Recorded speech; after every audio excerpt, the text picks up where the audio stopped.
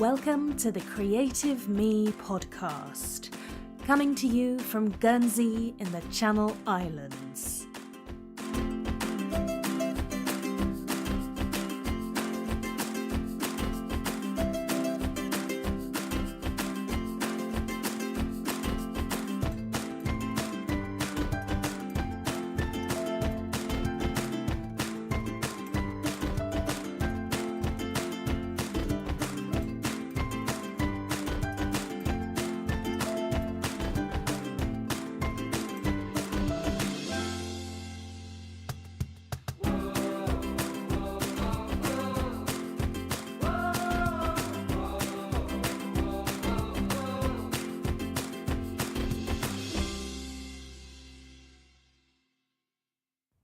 Hello and welcome to episode 23 of the Creative Me podcast.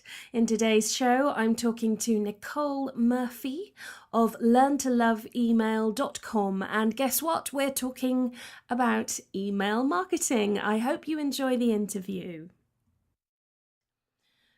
Hello, Nicole. Welcome to the Creative Me podcast. It's so lovely to have you with me today. Hi, thanks for having me. I'm super excited to be here. Excellent. So I'm going to ask you a couple of questions about email marketing. But before we get started, why don't you introduce yourself to the listeners? Tell us who you are, where you live, and what you do. All right. My name's Nicole. I live in Canada, cold Canada. So I live about an hour north of Toronto, Ontario. In a nice little small town, so it's kind of nice to get away from the city, but close enough to go in there and visit when I need to. And I'm an email marketer, so I have worked for the past 4 years in email marketing for a couple different companies. So some of my work was with e-commerce, and then most recently I've been working with FreshBooks. So more of like in the software as a service industry. So that's what I was doing most recently. And then about 6 months ago, I started to realize that there were lots of entrepreneurs out there that had no clue what email marketing was, why they needed to do it, how they could incorporate it into their business. So I really saw an opportunity to kind of take all the knowledge that I've gained over the years and help other people like me who are kind of trying to start their own business learn how to do that. So about 6 months ago, I started my own business called Learn to Love Email, and it's just been my side hustle sort of thing for the last little while. And then about 2 months ago, I took the leap and pursued it full time once I realized that there really was a need out there. So so that's where I am right now, running that business. And then also I was lucky enough to continue doing work for FreshBooks as well. So that's all been really awesome. And that's kind of where I am today. It's fantastic that you've still been able to do some work for, you said it was FreshBooks, is that right? Yeah. So FreshBooks, so for any of your listeners who don't know who FreshBooks is basically an online accounting software program that small business owners can use to kind of track their time, invoice their clients. And it just makes that whole headache of accounting a lot easier. So just kind of working for them opened my eyes to the whole world of entrepreneurship and all the different struggles that come along with it, but also just kind of seeing how rewarding a career as an entrepreneur would be. So yeah, it's kind of been it's been a really cool experience to be able to kind of see it from the outside. And now using FreshBooks myself as a small business owner, it's been cool to see both sides of it. That's very cool. And I love the whole side hustle to main hustle type thing. Many people listening to this show will be aspiring to do that. So it's really, really great to hear that you're doing so successfully. So that's brilliant. Yeah, it's definitely scary. I think for a while there, like I was part of, I think we all are part of Facebook groups and stuff like that, and just kind of watching other people's journeys. And I was like, man, that would be so cool to do that one day. But I think, like, at least in my case, it kind of just really, I don't know, just one day I was like, I need to just do this. And as long as you're kind of set up in the right way to make that leap, I encourage everyone to just kind of trust themselves and take that jump, because it's so worth it. And if you work your butt off, you can totally make that whole experience worth it in no time. You've got to take a risk at the end of the day. I think you're right when you say about being set up and ready. There are things you can do to minimize the risk, like making sure you've got a bit of savings in the bank and that sort of thing. But ultimately, it's going to be a risk, and fair play to you for taking that risk. Yeah, thank you. So email, let's talk about email. Imagine that you were talking to someone who doesn't have the first clue about email and is wanting to really kind of optimize their side hustle, as we call it. Could you tell me and the listeners why email is important to a small business? Yeah. So what I think is so important about email, actually, first I'm just going to start by saying, it's not as scary or as intimidating as people think it is. So I've just kind of found in my experience that small business owners, when they start up their own business, they immediately gravitate towards social media marketing, right? Because we all have social media accounts. They're free. We have experience with them because a lot of times you use them for personal use before you start using them for your business. But I find email marketing I think people find it so intimidating because it's not something that they've ever really dabbled in before, because there's no real reason to use email marketing for personal use. So I think that's kind of like the biggest hump. So what I'm trying to do is just, tell people why email is so important and encourage them to give it a try and not rely solely on social media. Because with email, the great thing about email is once you start collecting email addresses from your audience, those are your email addresses, right? Like at that point, you completely own that relationship. So you can send them an email whenever you want. You can say whatever you want in the email. It's completely up to you how you build that relationship. And I guess like email marketing, the best thing about it is you're fully in control. That kind of sounds bad, but you're in control of the relationship in comparison to like social media, for example, where you're constantly fighting all the different changes, that the different algorithms that are changing, and so all of a sudden one day you have to pay for something that you were using for free before. And it's just, what scares me too with social media is that, and I'm not saying social media is bad, it's all great when you do it all together, but what kind of scares me with social media is that people work so hard to build up a following there, and you see people with thousands, sometimes millions of followers on social media. But what happens if like Instagram closes down tomorrow? You're done, right? Yeah. So that's the really, really great thing about email is you can work just as hard, capture those email addresses, but they're yours. You can export your CSV and bring it into another platform. You can do whatever you want with it. So that's kind of the most important thing I find with email marketing is just having that freedom to talk to them, build the relationship in any way, and really own those email addresses.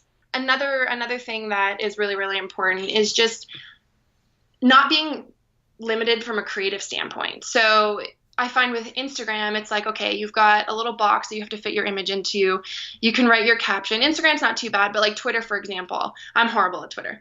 Like trying to fit what I have to say in however many 130 characters or whatever it is stresses me out. So I think the good thing about email too is like you can say as much as you want. You can include images. You can really do whatever you want to get your message across to your audience. And I think at the end of the day, email just has higher conversion rates. There are you can easily Google that, and there's tons of stats that come up about what the conversion rate is for sending out an email versus a tweet or something along those lines. So I think the Direct Marketing Association last year did a huge poll of everybody's email marketing and came back and said the ROI on an email is for every $1 you spend in email marketing, you can make up to $38 back on that. So there's a huge return on investment there because email marketing doesn't cost a lot of money to do. It's really just time and effort, right? And then of course your subscription service. But other than that, it's really low investment and the return is incredible. I think conversion rates aside, the other thing that I really love in my limited experience of email marketing is just the conversation and the engagement. I get much more back from people who I email because they do feel it's much more personal than a tweet to everybody. I get just lovely emails from people replying to my sort of weekly newsletter, and it's so nice. It is, and it's such a great way to really learn who your audience is. So just kind of it can be as simple as just sending out a quick survey, or even just sending out a question in an email to your list to just say, like, what are you guys struggling with the most with whatever your service is, right? Just to kind of get a little bit more insight. The amount of replies you'll get to that is incredible, and you can learn so much so easily that way.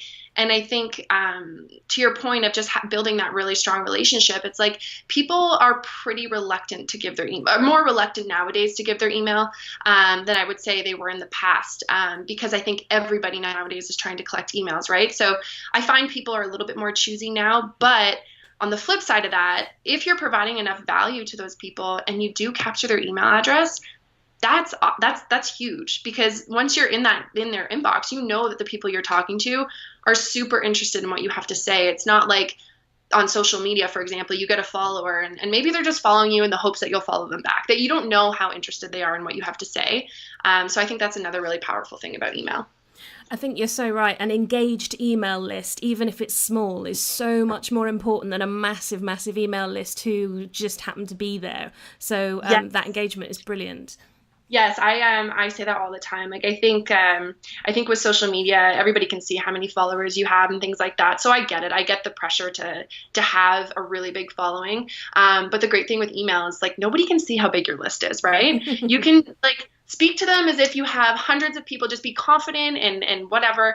And nobody can see how many email subscribers you have. But, like, you're right. At the end of the day, it's so much better to have maybe a list of like 300 than 3,000 email subscribers that are really engaged with what you have to say. Because, yeah, with email, it's definitely not about the numbers. So if you were talking to somebody who was just about to get started with email marketing, then could you give them some top tips? What would be, say, your 5 top tips for getting started with email marketing? Yes, I love this question. So my first tip is start collecting emails. So I think a lot of people are, like I said earlier, a lot of people are intimidated to start incorporating email into their business because they don't really know where to start. But I'm telling you, just even if you aren't going to email them right away, just start collecting emails. So whether that's on your website, and even if they just drop into like a Google form or something like that, just start collecting those email addresses. Ideally you would communicate with them right away, but you don't have to.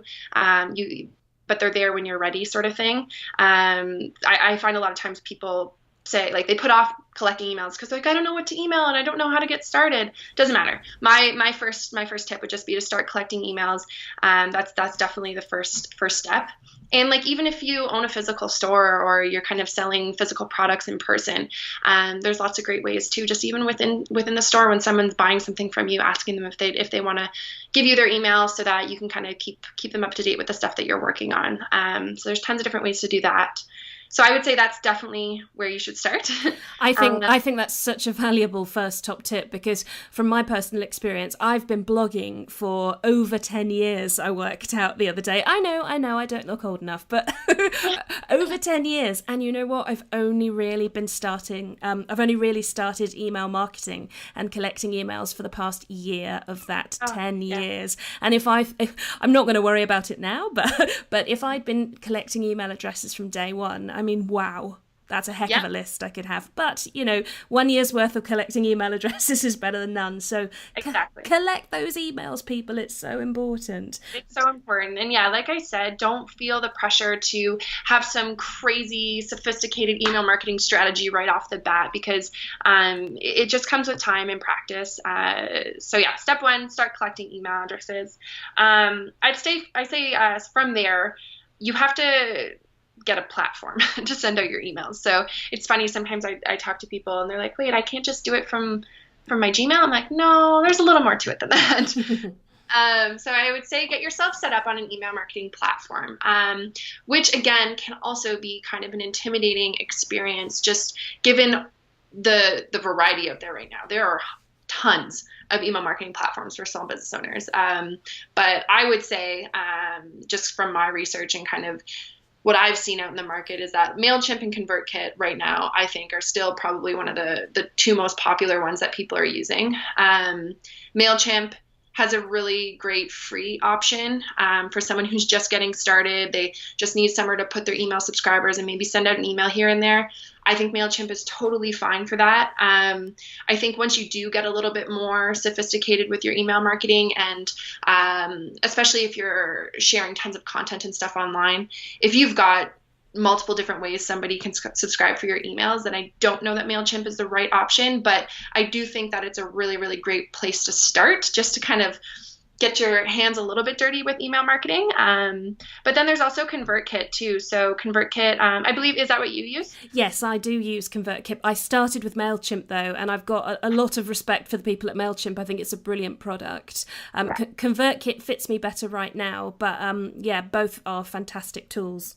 Yeah, I'm using MailChimp right now myself, but I'm in the process of moving over to ConvertKit because now that I've kind of got multiple ways people can opt in, it doesn't make sense for MailChimp. But and then ConvertKit, so the flip side of ConvertKit is they don't have a free plan. I think it's about $30 a month, correct? Yes, that's about right, yeah.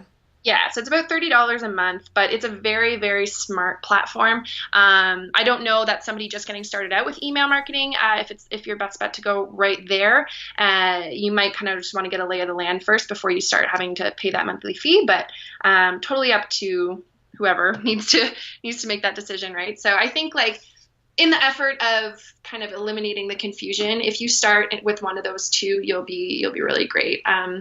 I was working with a client and they had no clue which one to go for. And I kind of just put myself in their shoes and Googled it. And I was like, holy crap, how is somebody supposed to pick something? Like there's so much information out there about platforms that you can use for email marketing. It's completely overwhelming. So I think step 2, get yourself an email platform. Start by looking at MailChimp or ConvertKit, and you're in good hands either way. I completely agree. I think the one thing about the cost of ConvertKit, I was really worried about having to pay monthly for something when I didn't have a huge list already and I wasn't getting a great deal of income from my business. But by paying that monthly fee, it suddenly made me really prioritise email marketing. Does that make sense? Because I had this money coming out of my bank every month and I was like, I really need to make this work. Yeah, it's funny. When you're paying for something, you use it a lot more, right? Yeah, totally. Except I find the one time that's not really the case, and you hope it is when you buy like a gym membership. I feel like I'm paying for this now. I'm going to go to the gym every day. That doesn't always work out that way. You're kidding. You mean that by having the gym membership, you don't just get fit, you actually have to go? I did not realise that. I think that's how it works. It's weird. Okay, so tip 1, collect emails. Tip 2, get yourself a platform. What next? I would say from there, just send an email. Start sending emails. Do not overthink it. Even if it's like one email a month, whatever you can keep up with to start. I think just getting over that barrier of being afraid to hit send on your first email. Actually, even to this day, I'm still pressing send is still, it's always going to be a little bit scary, especially as your lists get bigger. But I would say just start sending an email, even if it's just a, hey, how's it going? This is who I am. This is how I want to help. Tell me how I can help you. Just kind of starting those conversations with your list and keeping it really simple to start, I think is really, really great. Like I said earlier, you don't need to have a super sophisticated strategy right off the bat. That will come as you start sending more emails and seeing what resonates. And I'm sure you've experienced this yourself. Just the more you kind of send, the more you see what types of responses you get and what's working and what's not. Yeah, definitely. And I can certainly sympathise with that feeling of fear before you hit the send button.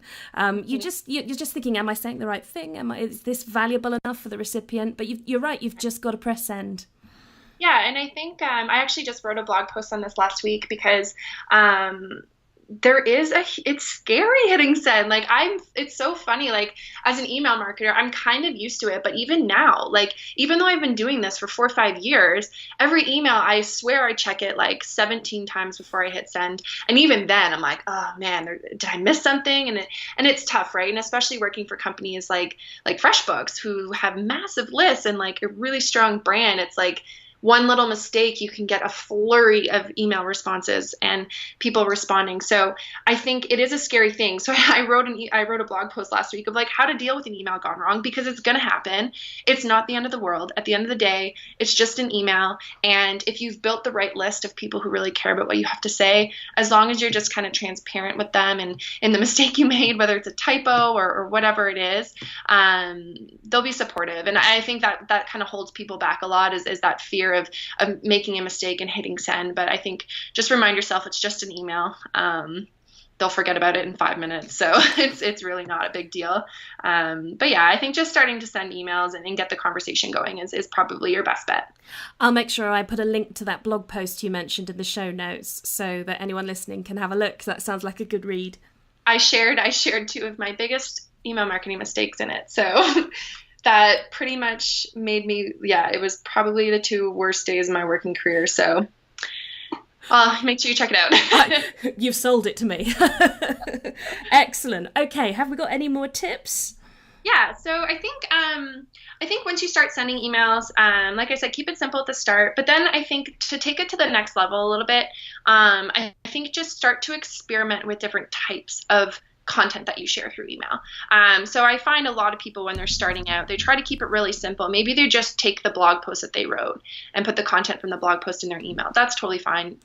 Maybe shorten it up a little bit because it is email after all, but that's totally fine to start there.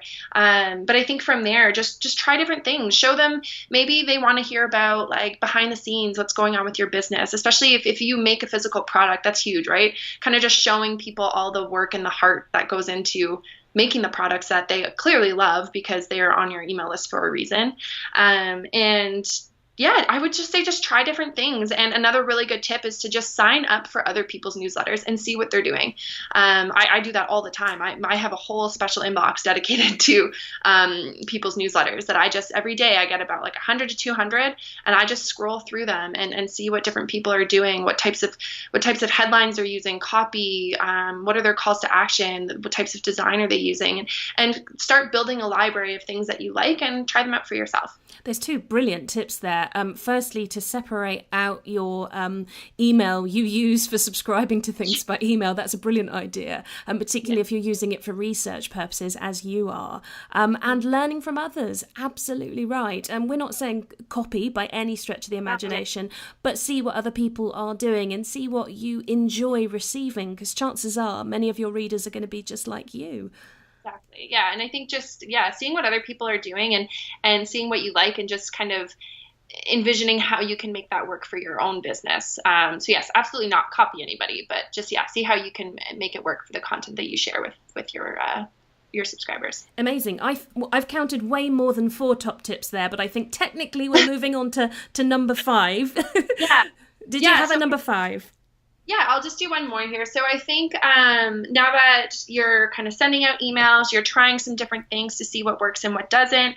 The last thing, and I think this is a scary thing for people as well, but once you do it once, you're fine after that, is just building a really easy automation program. Because the thing with email marketing is it's time consuming, just like anything else, right? That's why a lot of people now automate their social media posts, because nobody has time to sit around and post on social media all day or send emails all day or whatever. So I think just getting your hands dirty with some automation will make your life a whole heck of a lot easier.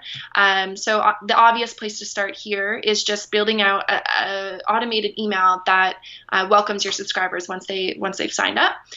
So I've seen some people do this with just one email. Some people have a series of emails that go out over a certain number of days. But if you wanted to start super simple and not complicate anything, just the one email. I know in MailChimp from experience is super easy to set up. You just really have to set your trigger that as soon as someone is added to your list, it'll fire to that email. And then once you do that really simple automation program, once you start using emails to kind of maybe sell some of your products or do different follow-up type communications, you kind of have an idea of how you can use automation to help support those programs as well. So you see people do this all the time with, like, if they're running a webinar, for example, all those reminder emails up until the webinar starts is not somebody hitting send on those manually. Those are all pre-scheduled and they go out at a certain time period for the people who've signed up. So yeah, I would say explore automation is your next and final step. A great suggestion. And as you rightly say, it's not as scary as you think it's going to be. When I started using automation for my emails, I was like, oh, I'm never going to be able to do this. But actually, you know what? Watch a few tutorials, read a few, and you'll be there. You'll be fine. And if you've got a decent email service provider, they're bound to provide some sort of support as well, like a knowledge base or what have you. So great tips, Nicole. Thank you. Thank you so much. I've got one question for you that I didn't prep you on, but I'd be interested to hear your thoughts on it.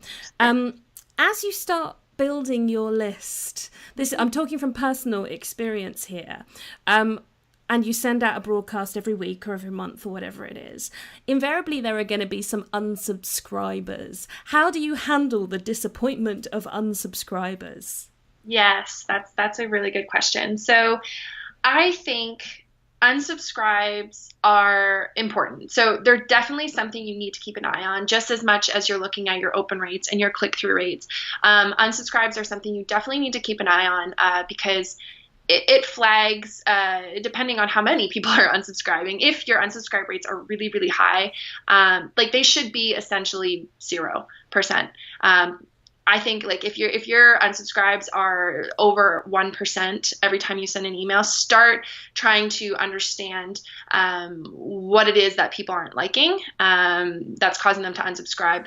But at the same time, unsubscribes are okay. Because if your unsubscribe rate is a healthy number and people are just unsubscribing from time to time, that's fine. I think at the end of the day, like we said at the beginning of this conversation, is that you want people on your list that care and that really, really are engaged in what you have to say. And if they're not, that's okay. You can't make everybody happy. But like I said, just keep an eye on that number. And if you see it creeping up, then start kind of taking a step back and looking like, what have I been doing more of recently? It's clearly not working and people are unsubscribing from my email. So I would just say keep a really close eye on it, but the disappointment's fine. Yeah.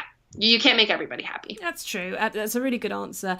And actually, if you've been quite aggressively growing your email list, it might be, say you've run a giveaway or something like that. It might be that you've had a huge influx of subscribers and actually they're not the quality subscribers that you want. As you say, you want engaged people on your list. So that makes complete sense.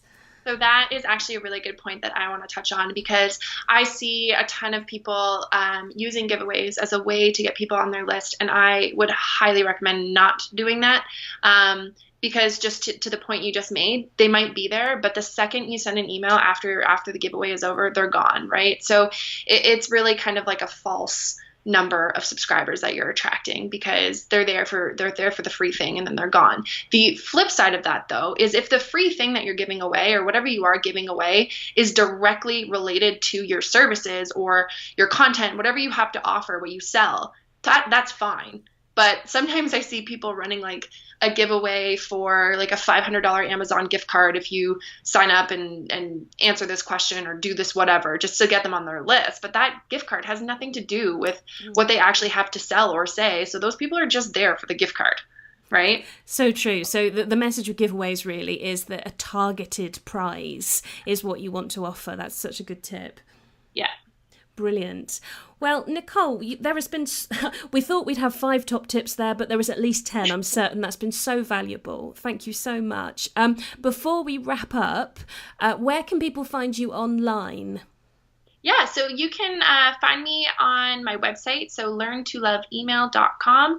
And if you scroll to the bottom, you'll find all of my social media links as well to make that super easy. And presumably there's an email newsletter that people could sign up for? Yes, you will see very clearly where you can sign up for my email on my website. Like really clearly. Nicole, before we wrap things up, is there anything else you'd like to add? Yes, I think if there's one thing I want to leave your listeners with is to just take action on the stuff that we've talked about today. So if you're listening to this and you have not yet started collecting email addresses from your audience, start doing it. So whether that's on your website, in your store, however you want to do it, just start collecting email addresses. And then, like I said, kind of just follow through each of those steps. And before you know it, you'll be a little email marketer yourself. Fantastic. Thank you ever so much, Nicole. So that's Nicole Murphy.